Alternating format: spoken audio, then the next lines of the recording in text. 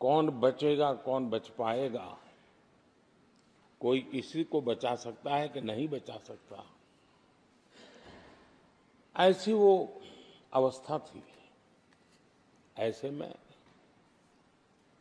सदन में आना, ये भी अपना घर छोड़ के निकलना, ये भी संकट का काल था।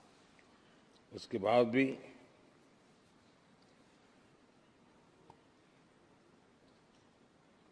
जो भी नई व्यवस्थाएं करनी पड़ी, आपने उसको किया। देश के काम को रुकने नहीं दिया। सदन की गरिमा भी बनी रहे और देश के आवश्यक कामों को जो गति देनी चाहिए, वो गति भी बनी रहे। और उस काम में सदन की जो भूमिका है, वो रत्ती भर भी पीछे न रहे, इसको आपने बड़ी कुशलता के साथ संभाला और दुनिया के लिए एक उदाहरण के रूप में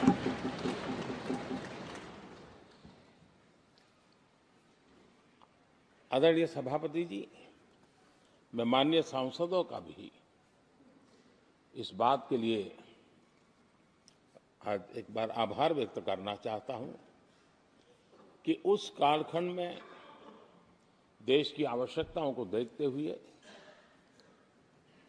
सांसद निधि छोड़ने का प्रस्ताव माननीय सांसदों के सामने रखा और एक पल के विलंब के बिना सभी माननीय सांसदों ने सांसद निधि से मुक्त। इतना ही नहीं, एक देशवासियों को पॉजिटिव मैसेज देने के लिए अपने आचरण से समाज को एक विश्वास देने के लिए सांसदों ने अपनी सैलरी में से 30% कटौती का निर्णय सबने खुद ने किया, ताकि देश को भी विश्वास हुआ कि ये सबसे पहले छोड़ने वाले लोग हैं। और आदरणीय सभापति जी, हम सभी सांसद बिना कारण साल में 2 बार हिंदुस्तान के मीडिया के किसी न किसी कोने में गाली खाते रहते थे कि ये सांसदों को इतना मिलता है और कैंटीन में इतने में खाते हैं, बाहर इतने में मिलता है, कैंटीन में इतने में मिलता है, बाहर यानी पता नहीं बाहर नोट लिए जाते थे।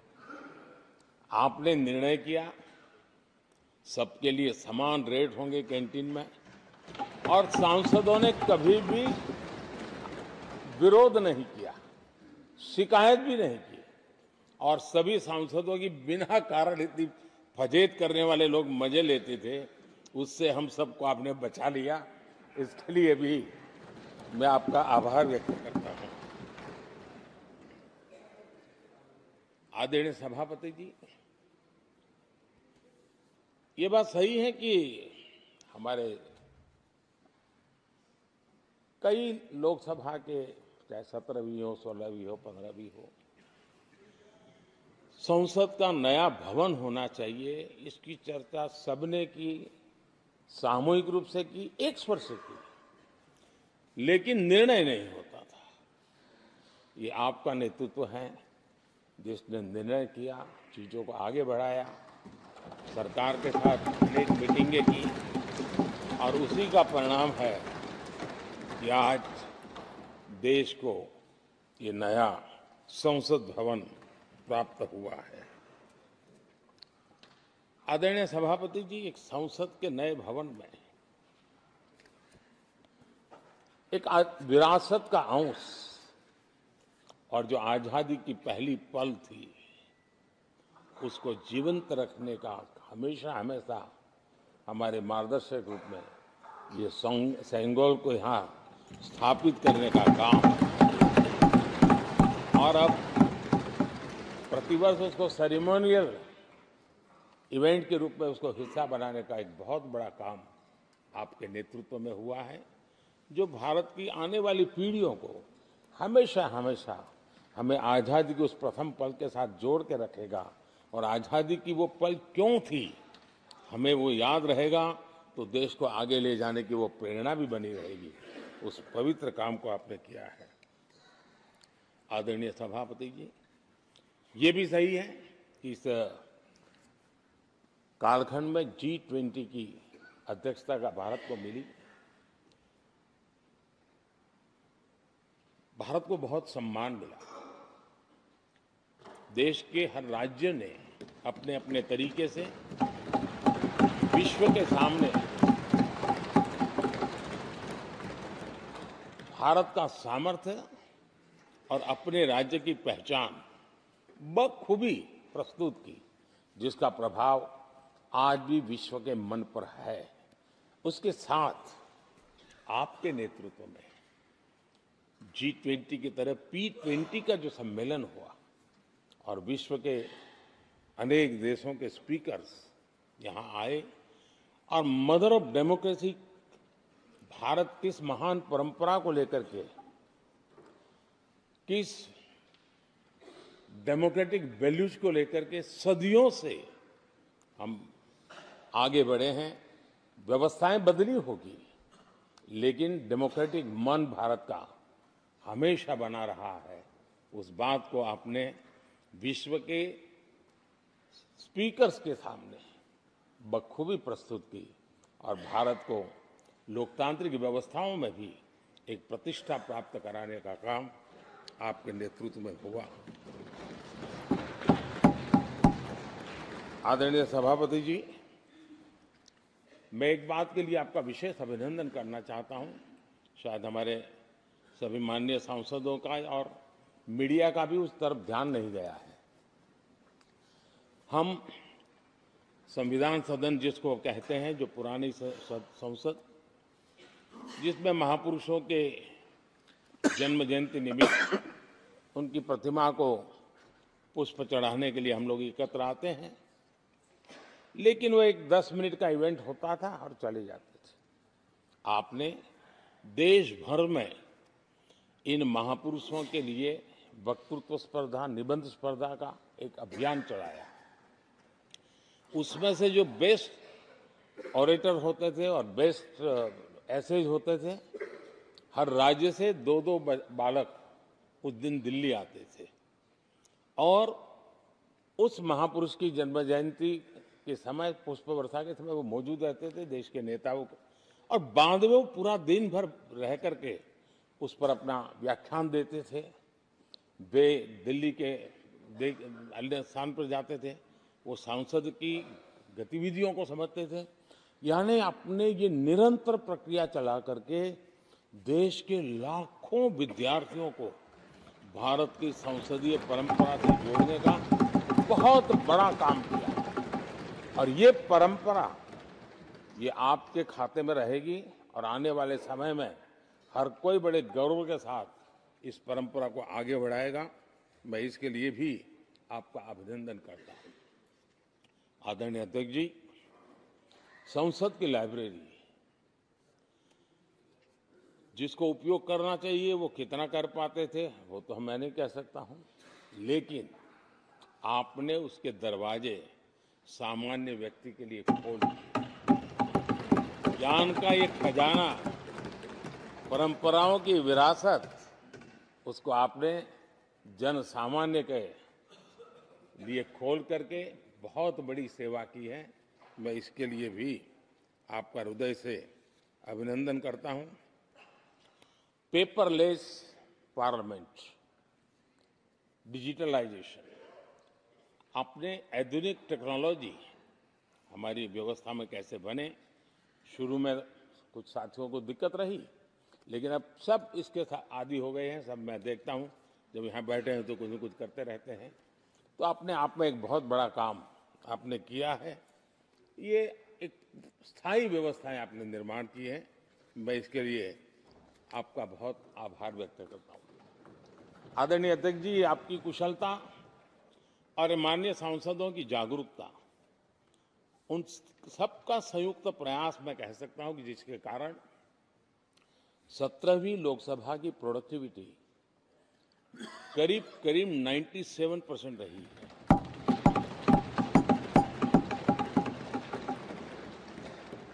97% प्रोडक्टिविटी अपने आप में प्रसन्नता का विषय है, लेकिन मुझे विश्वास है कि आज जब 17वीं लोकसभा की हम समाप्ति की तरफ बढ़ रहे हैं, तब एक संकल्प लेकर के 18वीं लोकसभा प्रारंभ होगी कि हम हमेशा 100% से ज्यादा प्रोडक्टिव वाली हमारी कार्यवाही करेंगे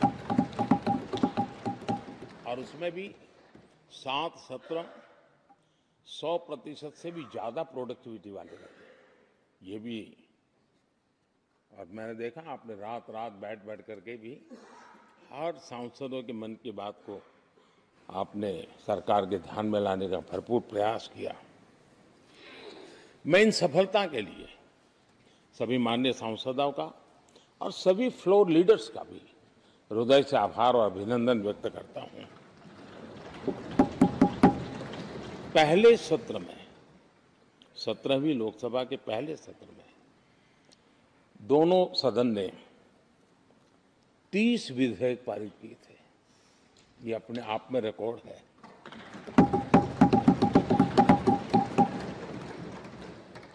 और एक नए बेंचमार्क 17वीं लोकसभा ने बनाए हैं। आदरणीय अध्यक्ष जी, आजादी के 75 वर्ष पूरा होने का उत्सव हम सबको कितना बड़ा सौभाग्य मिला कि ऐसे अवसर पर हमारे सदन ने अत्यंत महत्वपूर्ण कामों को नेतृत्व किया। हर स्थान पे हुआ। शायद ही कोई सांसद ऐसा होगा कि जिसने आजादी के 75 वर्ष को लोकोत्सव बनाने में अपने अपने क्षेत्र में भूमिका अदा न की हो। यानी सचमुच में आजादी के 75 वर्ष को देश ने जी भर करके उत्सव से बनाया और उसमें हमारे माननीय सांसदों की और इस सदन की बहुत बड़ी भूमिका रही है। हमारे संविधान लागू होने के 75 वर्ष, ये भी अवसर इसी समय इसी सदन को मिला है, इसी सभी माननीय सांसदों को मिला है। और संविधान की जो भी जिम्मेवारियां उसकी शुरुआत यहाँ से होती है और उनके साथ ये जुड़ना ये अपने आप में बहुत बड़ी प्रेरक है। आदरणीय अध्यक्ष जी, इस कार्यकाल में बहुत ही रिफॉर्म्स हुए हैं और गेम चेंजर है। 21वीं सदी के भारत की मजबूत नींव उन सारी बातों में नजर आती है। एक बड़े बदलाव की तरफ तेज गति से देश आगे बढ़ा है और इसमें भी सदन के सभी साथियों ने बहुत ही उत्तम मार्गदर्शन किया है, अपनी हिस्सेदारी जताई है और देश, हम संतोष से कह सकते हैं कि हमारी अनेक पीढ़ियां जिन बातों का इंतजार करती थी, ऐसी बहुत से काम इस 17वीं लोकसभा के माध्यम से पूरे हुए। पीढ़ियों का इंतजार खत्म हुआ। अनेक पीढ़ियों ने एक संविधान, इसके लिए सपना देखा था, लेकिन हर पल उस संविधान में एक दरार दिखाई देती थी, एक खाई नजर आती थी, एक रुकावट चुभती थी। लेकिन इसी सदन ने धारा 360 आर्टिकल 370 हटा करके संविधान के पूर्ण रूप को, उसके पूर्ण प्रकाश के साथ उसका प्रकटीकरण हुआ। और मैं मानता हूं जब संविधान के 75 वर्ष हुए हैं, जिन जिन महापुरुषों ने संविधान को बनाया है, उनकी आत्मा जहां भी होगी जरूर हमें आशीर्वाद देते होंगे, ये काम हमने पूरा किया है।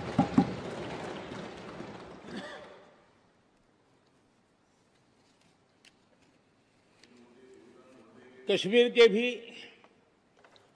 जम्मू कश्मीर के लोगों को सामाजिक न्याय से वंचित रखा गया था। आज हमें संतोष है कि सामाजिक न्याय का जो हमारा कमिटमेंट है वो हमारे जम्मू कश्मीर के भाई बहनों को भी पहुंचा करके हम आज एक संतोष की अनुभूति कर रहे हैं। आदरणीय अध्यक्ष जी, आतंकवाद नासूर बनके देश के सीने पर गोलियां चलाता रहता था। मां भारती की धरा आए दिन रक्त रंजित हो जाती थी। देश के अनेक वीर होनहार लोग आतंकवाद के कारण बलि चढ़ जाते थे। हमने आतंकवाद के विरुद्ध सख्त कानून बनाए, इसी सदन ने बनाए। मुझे पक्का विश्वास है कि उसके कारण जो लोग ऐसी समस्याओं का लिए जूझते हैं उनको एक बल मिला है, मानसिक रूप के उनका कॉन्फिडेंस बढ़ा है और भारत को पूर्ण रूप से आतंकवाद से मुक्ति का उसमें एक एहसास हो रहा है और वो सपना भी सिद्ध होके रहेगा।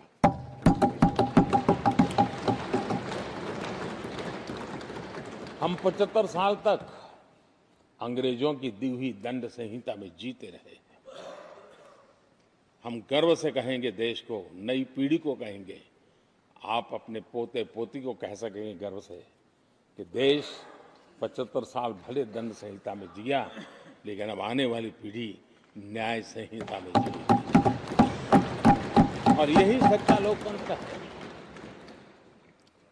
आदरणीय अध्यक्ष जी, मैं आपका एक बात के लिए और अभिनंदन करना चाहूंगा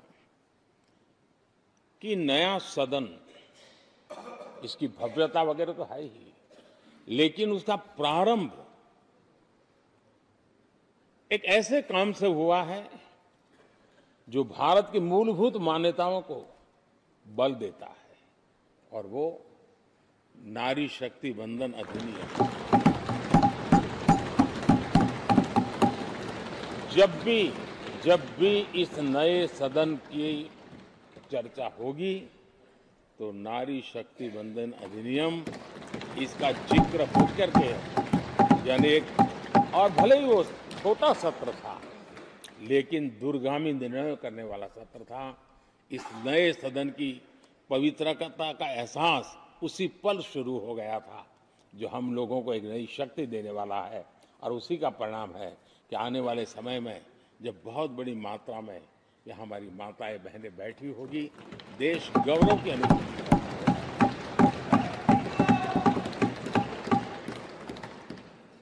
3 तलाक कितने उतार चढ़ाव से हमारी मुस्लिम बहनें इंतजार कर रही थी। अदालतों ने उनके पक्ष में निर्णय किए थे, लेकिन वो हक उनको प्राप्त नहीं हो रहा था। मजबूरियों से गुजारा करना पड़ रहा था। कोई प्रकट रूप से कहे, कोई अप्रकट रूप से कहे, लेकिन 3 तलाक से मुक्ति का बहुत महत्वपूर्ण और नारी शक्ति के सम्मान का काम 17वीं लोकसभा ने किया है। सभी मान्य सांसद, उनके विचार कुछ भी रहे हो, उनका निर्णय कुछ भी रहा हो, लेकिन कभी न कभी तो कहेंगे कि हाँ, इन बेटियों को न्याय देने का काम भी करने के समय हम वहां मौजूद हैं। पीढ़ियों से होता यह न्याय हमने पूरा किया है और वो बहनें हमें आशीर्वाद दे रही है। आदरणीय अध्यक्ष जी, आने वाले 25 वर्ष हमारे देश के लिए बहुत महत्वपूर्ण है।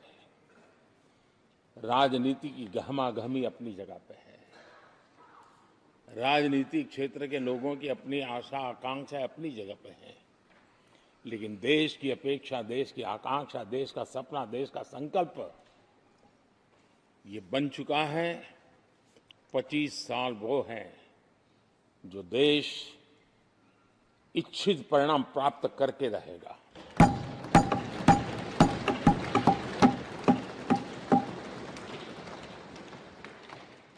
उन्नीस 1930 में जब महात्मा गांधी जी ने दांडी की यात्रा की थी, नमक का सत्याग्रह था, घोषणा होने के पहले लोगों को सामर्थ्य नजर नहीं आया था, चाहे स्वदेशी आंदोलन हो, चाहे सत्याग्रह की परंपरा हो, चाहे नमक का सत्याग्रह हो।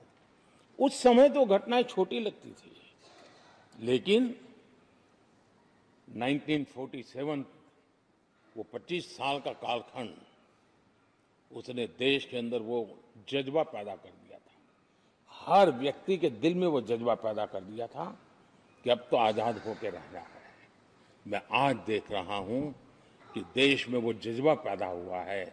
हर गली मोहल्ले में हर बच्चे के मुंह से निकला है कि 25 साल में हम विकसित भारत बना के,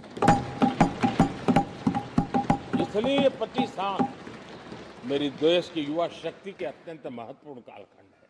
और हम में से कोई ऐसा नहीं होगा जो नहीं चाहता होगा कि 25 साल में देश विकसित भारत न बने। हर किसी का सपना है। कुछ लोगों ने सपने को संकल्प बना लिया है, कुछ लोग शायद संकल्प बनाते देर हो जाएगी, लेकिन जुड़ना हर एक को होगा। और जो जुड़ भी नहीं पाएंगे और जीवित होंगे तो फल तो जरूर खाएंगे। ये मेरा आदरणीय अध्यक्ष जी,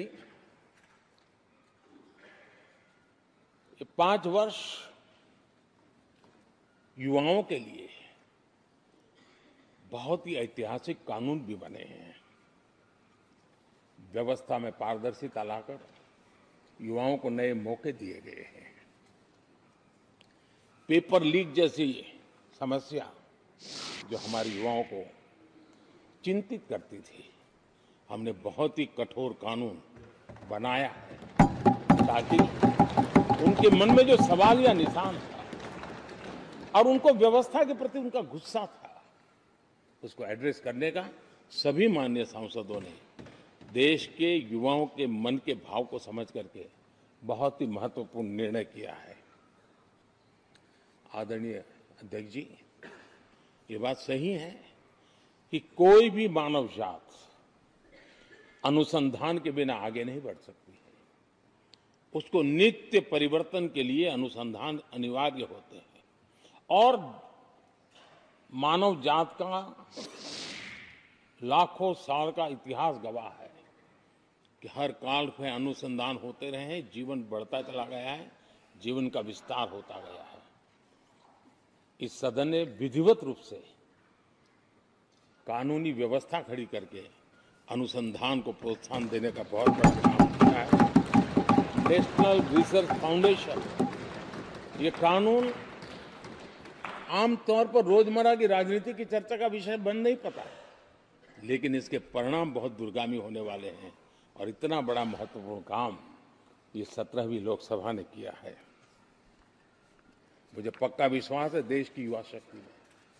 इस व्यवस्था के कारण दुनिया का रिसर्च और का एक हब हमारा देश बन सकता है। हमारे देश की युवा के टैलेंट ऐसी है।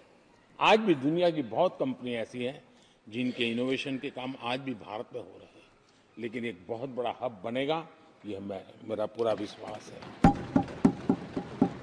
आदरणीय अध्यक्ष जी, 21वीं सदी में हमारी बेसिक नीड्स पूरी तरह बदल रही है। कल तक जिसका कोई मूल्य नहीं था, कोई ध्यान नहीं था, वो आने वाले में बहुत अमूल्य बन चुका है। जैसे डेटा, पूरी दुनिया में चर्चा है डेटा का सामर्थ्य क्या होता है। हमने डेटा प्रोटेक्शन बिल ला करके पूरी भावी पीढ़ी को सुरक्षित कर दिया है।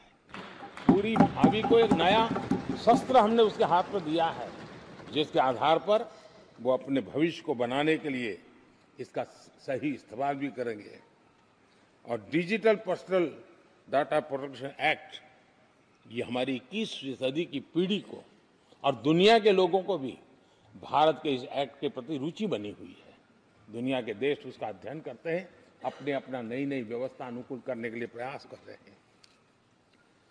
और डाटा का उपयोग कैसे हो, उसकी भी उसमें गाइडलाइंस है। अनेक प्रकार से प्रोटेक्शन का पूरा प्रबंध करते हुए इसका सामर्थ्य कैसे आए। जिस डेटा को लोगों को गोल्ड माइन कहते हैं, न्यू ऑयल कहते हैं, मैं समझता हूँ वो सामर्थ्य भारत को प्राप्त हो। और भारत इस शक्ति के इसलिए विशेष है क्योंकि विविधताओं से भरा हुआ देश है। हमारे पास जिस प्रकार की जानकारी और हमारे साथ जुड़े हुआ डेटा जो जनरेट होता है, सिर्फ हमारा रेलवे पैसेंजर्स का डेटा कोई देख ले, दुनिया के लिए एक बहुत बड़ा संशोधन का विषय बन सकता है। उसकी ताकत को हमने पहचान करके इस कानूनी व्यवस्था को दिया है। आदरणीय अध्यक्ष जी, जल थल नभ, इस सदियों से इन क्षेत्रों की चर्चा चली है, लेकिन अब समुद्री शक्ति और स्पेस की शक्ति और साइबर की शक्ति, एक ऐसी त्रिविध शक्तियों का मुकाबला करने की आवश्यकता खड़ी हुई है।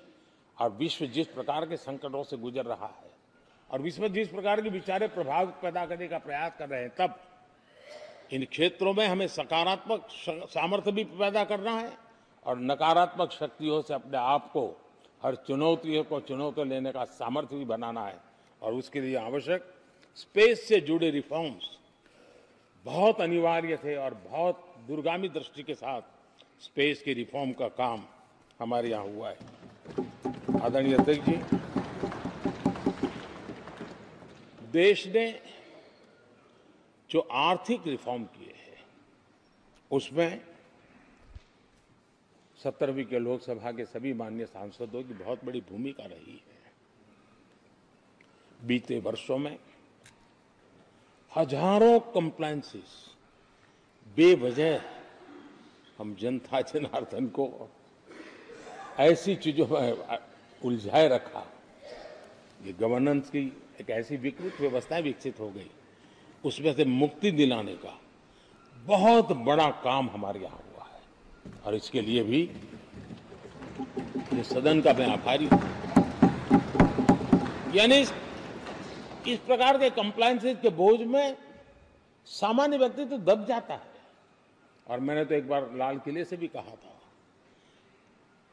हम जब मिनिमम गवर्नमेंट मैक्सिमम गवर्नेंस कहते हैं, मैं दिल से मानता हूं कि लोगों की जिंदगी में से जितना जल्द सरकार निकल जाए उतना ही लोकतंत्र का सामर्थ्य बढ़ेगा। रोजमर्रा की जिंदगी में हर डगर पे सरकार टांग क्यों अड़ाए? हां, जो अभाव में है उसके लिए सरकार हर पल मौजूद हो, लेकिन सरकार का प्रभाव उसकी जिंदगी को ही रुकावट बना दे, ऐसी लोकतंत्र नहीं हो सकता है। और इसलिए हमारा मकसद है सामान्य मानवी की जिंदगी से सरकार जितनी हट जाए, कम से कम उसकी जिंदगी में सरकार का नाता रहे, वैसा समृद्ध लोकतंत्र दुनिया के सामने हमने आगे बढ़ाना चाहिए। उस सपने को पूरा करेंगे।